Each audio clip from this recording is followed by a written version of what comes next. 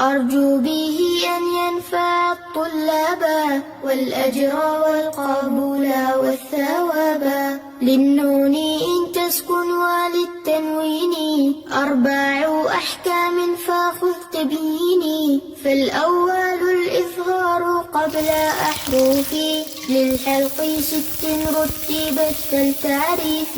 همز فهاء ثم عين حاء مهملتان ثم غين خاء.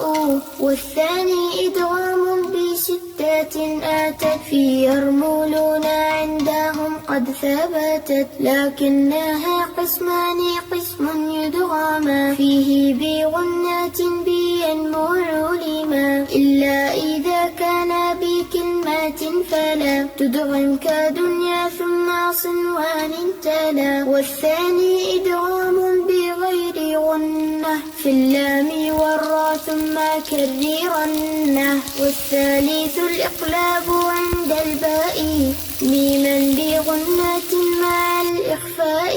والرابع الإخفاء عند الفاضل من الحروف واجب للفاضل في 5 من بعد 10 رمزها. في كلم هذا البيت قد ضمنتها. صف ذاتنا كم جاد شخص قد سما دم طيبا زد في توقا ضع ظالما. وغن ميما ثم نونا شددا وسمي كلا حرف غنات بدا. والميم إن تسكن تاجي قبل الهجا لا ألف اللينات لذي الحجا.